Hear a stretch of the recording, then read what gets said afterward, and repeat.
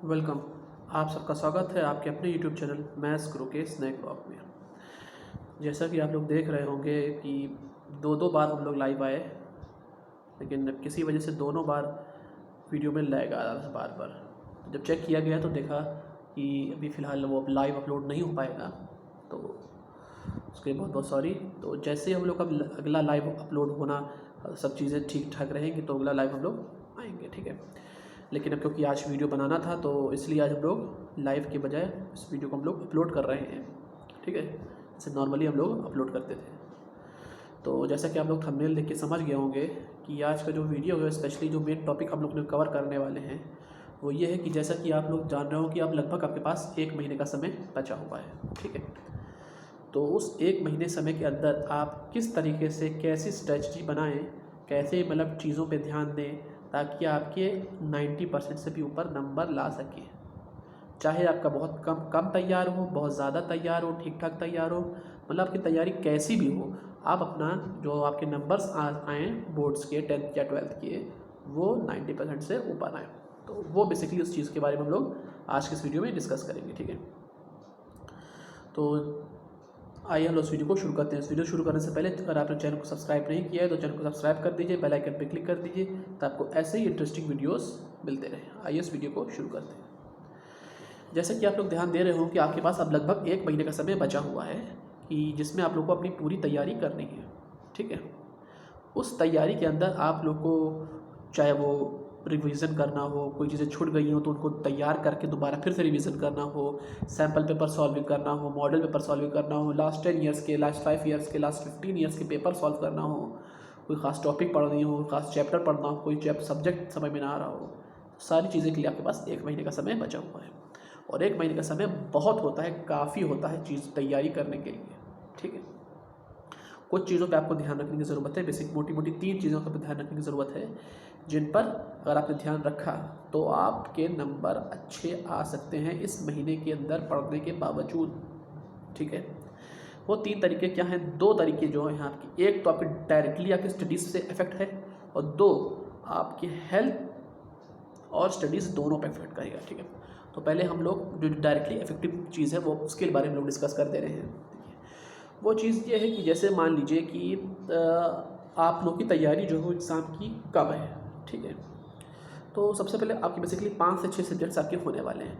तो जिन सब्जेक्ट्स की तैयारी आपके पास कम है, मतलब आपको कम तैयार है, नंबर आपके कम आ सकते हैं अगर आपने तैयारी अच्छे से नहीं की, उनको कोशिश करिए दिन में 24 घंटे से आपके पास समय है, 6-7 घंटा 6 घंटा सोने के अलावा 18 घंटे के पास बच रहे हैं, उनमें से 1 घंटा और निकाल दी खाने वाने के अलावा, ठीक है। 1 घंटा और निकालिए, यानी टोटल 16 घंटे के पास बच रहे हैं। उन 16 घंटों में से आप 6-7 घंटे निकालिए उन सब्जेक्ट्स को पढ़ने के लिए जिनके पास आपके पास तैयारी आपने कम की है, ठीक है। और बाकी भी जो समय आपके पास बच रहा है 10 से 8, 9 से 10 घंटे का, उनमें उन सब्जेक्ट्स को पढ़िए जिनकी तैयारी आपके लिए ज़्यादा हो चुकी है, ठीक है। जैसे कि आपने मान लिया 2 सब्जेक्ट्स आप ले लेते हैं, जैसे आपका एक आपका कंप्यूटर हो जाता है, एक आपका मैथ हो जाता है। सपोज़ करिए आपकी मैथ्स की तैयारी आपकी अच्छी है, कंप्यूटर आपका प्रोग्रामिंग आपको नहीं समझ में आ रही है, वो जावा की है, सी की है, पाइथन की है, कैसे भी हो सकती है, आपको समझ में नहीं आ रहा है, तो आपके पास 16 घंटे का समय है, ठीक है। 16 घंटे में आप पहले उन सब्जेक्ट्स को पढ़ने की कोशिश करिए जो आपकी तैयारी नहीं है, with 10 minutes interval every 2 hours, हर 2 घंटे पे 10 मिनट का इंटरवल के साथ, ठीक है।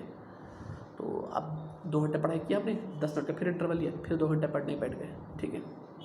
और जब भी बैठिए कोशिश करिए किसी बिस्तर पर ना बैठने की, ठीक है। कुर्सी पे बैठिए, जैसे एकदम अभी हम बैठे हुए हैं, एकदम स्ट्रेट होकर के, कि आपकी जो पीठ रहे वो एकदम स्ट्रेट रहे, रीढ़ की हड्डी जो आपकी रहे वो एकदम स्ट्रेट रीढ़ की हड्डी होनी चाहिए, ठीक है। जैसे अभी हम झुक करके आपको बता रहे हैं, समझा रहे हैं, इस तरह से नहीं होना चाहिए। तो एक तो ये चीज़ आपकी हुई। दूसरी चीज़ ये कि अक्सर बच्चे जो पूछते, जैसे कि लाइव स्ट्रीम में भी 2-3 बच्चों ने पूछा कि सर पढ़ने का सबसे सही समय कौन सा है, ठीक है। तो उसके लिए आपको बता दीजिए कि पढ़ने का जो सबसे सही समय है, कुछ लोग कहते हैं सर वो दिन में 24 घंटे में कहीं भी पढ़ लें, अगर माइंड हमारा फ्रेश है तो हम कभी भी पढ़ सकते हैं, कहीं भी पढ़ सकते हैं। आपकी बात बेटा एकदम सही है, आप कभी भी पढ़ सकते हैं, लेकिन जो दिन का सबसे सही समय होता है, जो मैक्सिमम स्टूडेंट्स ने इस चीज़ को नोट किया है, 100% तो मैं नहीं बोलूँगा, लेकिन मैक्सिमम स्टूडेंट्स ने जिस चीज़ को नोट किया है वो सुबह का समय होता है।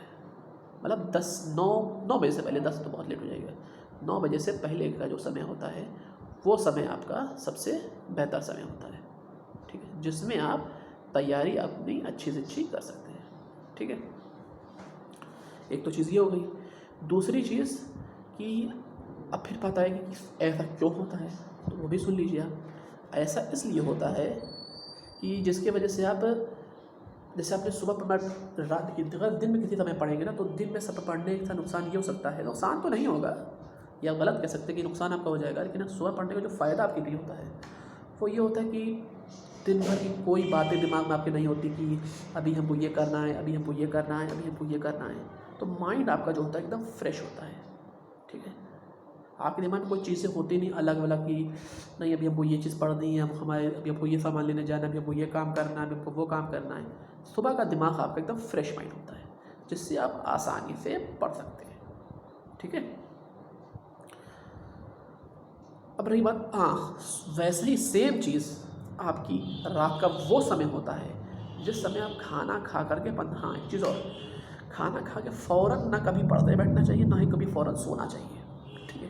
अब बच्चे सोचिए कि फ़ौरन पढ़ना क्यों नहीं चाहिए, तो उसके लिए वजह ये होती है, जब खाना के फ़ौरन पढ़ने बैठ जाएगा तो जैसे मान लीजिए कोई भी चीज़, दाल चावल हो, जैसे फ़र्ज़ करिए आपको कोई खाना बहुत ज़्यादा पसंद है, जैसे बिरयानी पसंद है, आपने बिरयानी खा ली, या आपको वेज राइस पसंद है, फ्राइड राइस पसंद है, आपने फ्राइड राइस खा लिया, और नॉर्मली जो चीज़ हमको ज़्यादा पसंद होती है अक्सर वो ज़्यादा खा भी लेता है, शौक में आपने खा लिया।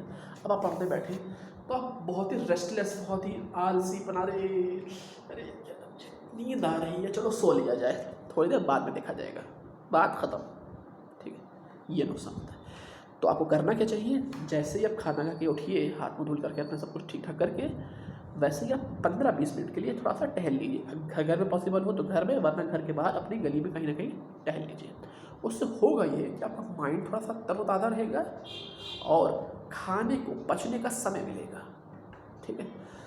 अब आप ये लोग ये सोचेंगे सर ये खाने पचना और समय टहलना इन सब की बातों को पढ़ाई से क्या लेना देना, बेटा पढ़ाई से लेना देना होता है, ठीक है। एक्चुअली जब आप पढ़ने बैठिएगा तो खाना अगर पेट में है ताज़ा ताज़ा, तो वो दिमाग पर असर डालता है, और दिमाग को वो ये सिग्नल्स, ओरिजिनली होता है कि दिमाग आप बॉडी को सिग्नल भेजता है, लेकिन खाना खाने के बाद थोड़ा सा उल्टा हो जाता है कि बॉडी दिमाग को सिग्नल भेजती है, अरे पढ़ने से क्या फ़ायदा यार, नींद आ रही है, कल देखा जाएगा सुबह, पेपर तो अभी बहुत दिन बच गए बाकी है, 2-4-5 दिन बचे पेपर में देखा जाएगा, तो वही नुकसान होता है। लेकिन अगर आपने टहल करके थोड़ा सा टहल लिया, आपने थोड़ा सा अपने आप को रिलैक्स फील करा लिया, उसके बाद तब जब पढ़ने बैठिएगा तो माइंड फ्रेश होकर बैठिएगा।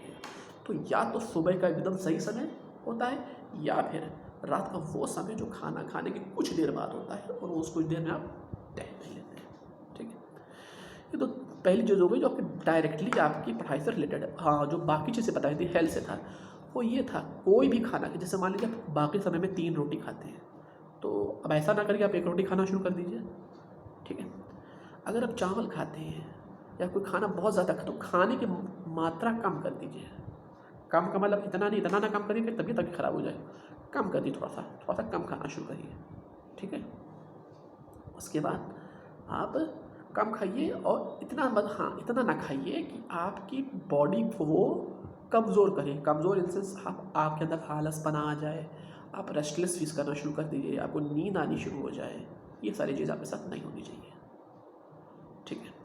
और तीसरी इम्पॉर्टेंट चीज़ कि अब आप ये नहीं कह सकते हैं, हाँ सबसे मेन चीज़ है, अब आपके पास जो भी समय आपके पास बचा है, 30 दिनों का, 32 दिनों का, 31 दिन, जितना भी समय बचा है, अब आप ये नहीं कह सकते कि भाई हमारी तबीयत ख़राब है, हमारे घर में ये दिक्कत है, घर में हमारे ख़ानदान में हमारे यहाँ शादी है, हमें बुखार आ रहा है, अब तक जो था वो था, चीज़ें आपकी वो बीत चुकी हैं, अब जो भी है नए सिरे से आप, चाहे अगर आप कुछ भी तैयार नहीं, फिर भी आप इस 1 महीने के अंदर अच्छी तैयारी करके, समयबद्ध चरणबद्ध तरीके से तैयारी करके आप नंबर अच्छे ला सकते हैं, ठीक है। ये नहीं कह सकते कि अभी हमारी तबीयत ख़राब है, अब कैसे पढ़ें, अब वो ना, अब कोई आपके पास समय की मात्रा कम है, कम का इन सेंस अब आप समय बर्बाद नहीं कर सकते, अब तक आपने जो बर्बाद किया वो किया, बात ख़त्म, लेकिन अब ऐसा नहीं हो सकता है, अब आपको समय का सदुपयोग करना पड़ेगा, ठीक है।